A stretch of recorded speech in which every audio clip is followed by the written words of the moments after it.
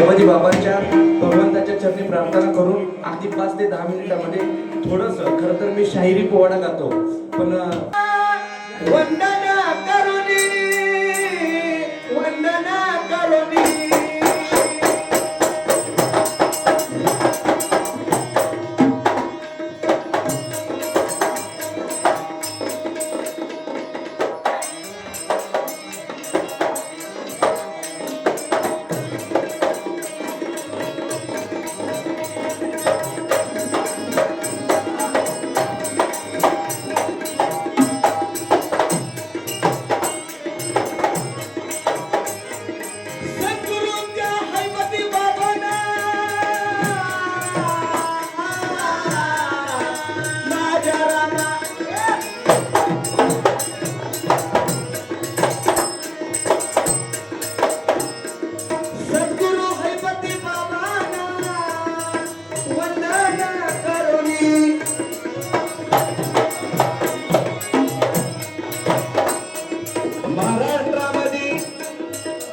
शाहिरी रुजवली त्यांनी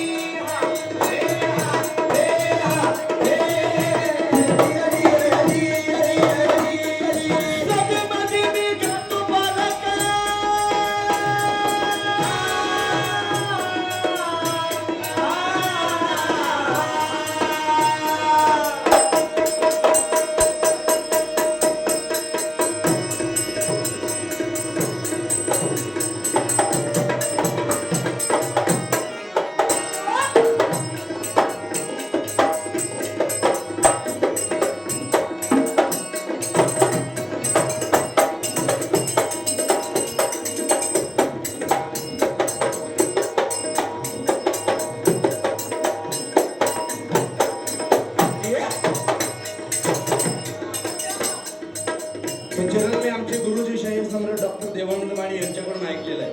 हे नेमकं कुठलं आहे काय मला माहित नाही, पण आम्ही बऱ्याच वेळेला ज्यावेळेला मी गुरुजींसोबत असायचो पोवाड्याच्या कार्यक्रमासाठी, त्यांना खूप भेदिक शाहिरीची आवड आहे, कारण त्यांच्यामुळेच आम्ही या ठिकाणी येतोय. त्यांच्या सोबत आल्यामुळे आम्हाला हे ठिकाण कळालं. खरं तर मी आज कॉल केला होता त्यांना, पण त्यांचं काहीतरी वैयक्तिक काम होतं त्यामुळे ते आलेले नाहीत. ही 2 चरण मी त्यांच्याकडून ऐकले. ते भेदिक शाहिरीच्या ठिकाणी गेले की ही चरण सादर करायची, आणि ते म्हणून तुमच्या समोर मी सादर करतोय.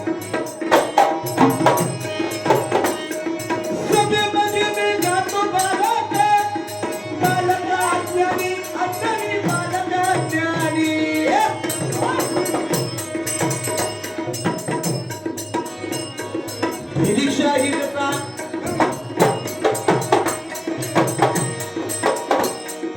भेदिक गाण्याचा फळा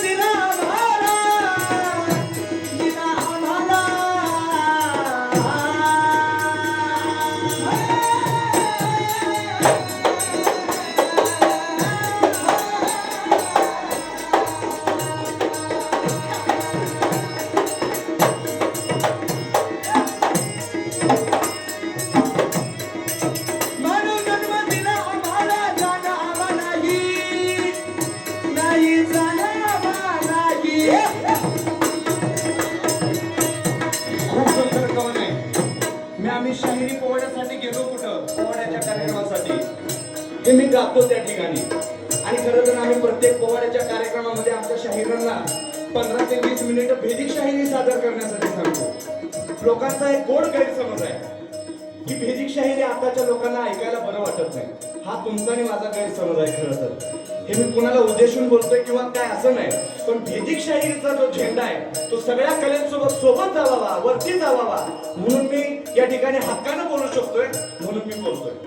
शाहिरी पोवाड्याचे आम्ही कार्यक्रम करायला गेलो असताना आमचे शाहीर दरवेळी 15-20 मिनिटं भेदिक शाहिरी ऐकतात. मुंबईमध्ये नंतर सिंधुदुर्ग ज्या ठिकाणी भेदिक शाहिरी कोणत्याच लोकांना माहित नव्हती त्या ठिकाणी आमच्या शाहिराने भेदिक शाहिरी सादर केली.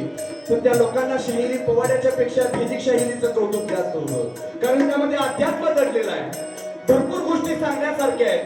तो सांगण्याचा प्रयत्न प्रत्येक भेदिक शाहिराने केला पाहिजे. आताच्या काळामध्ये जितक्या ताकदीनं कलगी आणि तुरा याची जोड होते तेवढ्याच ताकदीनं लोकांपर्यंत भेदिक शाहिरी पोहोचणं महत्वाचं आहे. म्हणून माझी विनंती आहे सर्वांना, भेदिक शाहिरी ही लोकांना माहीत व्हावी, त्यांच्यापर्यंत चांगल्या पद्धतीने पोहोचावी, हा प्रयत्न प्रत्येक लोककलावंतानं प्रत्येक भेदिक शाहिरानं केला पाहिजे. आणि इतका आशीर्वाद कला रूपी आपल्याला त्या हैबती बाबाने दिलेला आहे. पटलं तर एकदा जोरदार टाळी वाजवा. मानव जन्म दिला आम्हाला, जाणं आम्हाला नाही. आता या ठिकाणी आमचे तात्या बसलेले आहेत, अण्णा बसलेले आहेत, आमचे गवळी शाहीर बसलेले आहेत आणि भरपूर दिग्गज शाहीर बसलेले आहेत. आता हे कुठलं कवन आहे काय आहे हे त्यांना माहित असेल, पण मला माहित नाही, कारण मी आमच्या गुरुजींकडून ऐकलेलं आहे. पण खूप छान लिहिलेलं आहे. मानव जन्म दिला आम्हाला, जाणं आम्हालाही नाही, जाणं आम्हालाही.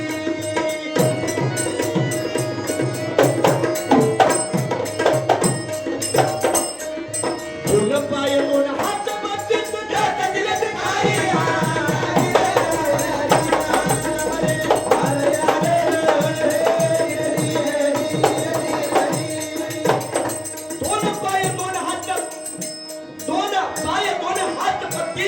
दिलेत काही. अध्यात्म सांगतं, भरपूर शाहीर सांगतात 83,83,99,999 जन्म फिरल्यानंतर शेवटचा हा मानव जन्म तुम्हाला आम्हाला मिळालेला आहे. म्हणून या जीवनाचं, या मानव देहाचं, या मनुष्य जीवनाचं सोनं करण्याचं काम प्रत्येक मानवी रूपानं केलं पाहिजे. त्या भगवंतानं आपल्याला हा देह दिलेला आहे. त्या भगवंताचे रोज उठल्यानंतर आभार मानले पाहिजे. देवा भगवंता नारायणा वासुदेवा, आजचा सुद्धा दिवस तू आम्हाला दाखवला त्याबद्दल तुझे मनापासून मी आभार मानतो. पण आताच्या काळात थोडं तो वेगळ्या पद्धतीनं लोकांचा गैरसमज झालेला आहे. हे शरीर रूपे आपल्याला जो देह दिलेला आहे, लोक व्यसन करायला लागली, नको त्या मार्गावरती जायला लागली. महाराष्ट्रामध्ये आता वाढता अत्याचार बघताय.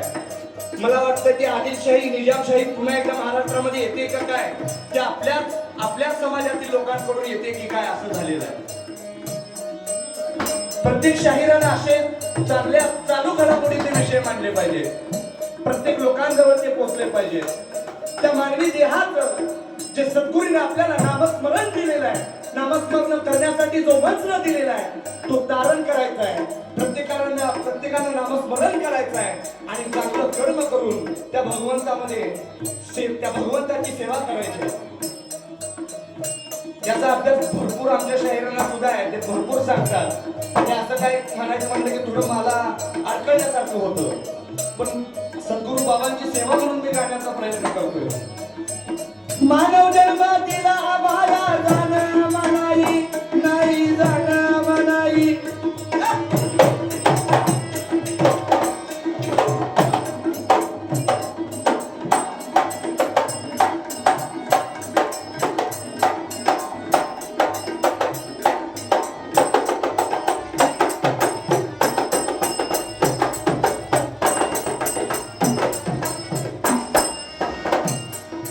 दोन पाय दोन हात दिलेत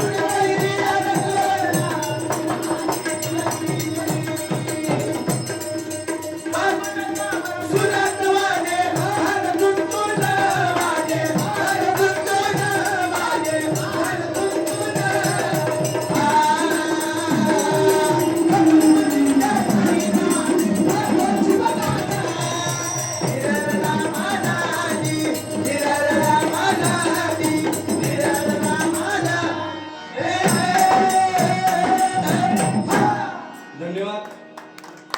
सर्वांचे मी मनापासून आभार मानतो आणि मी या ठिकाणी थांबतो. धन्यवाद.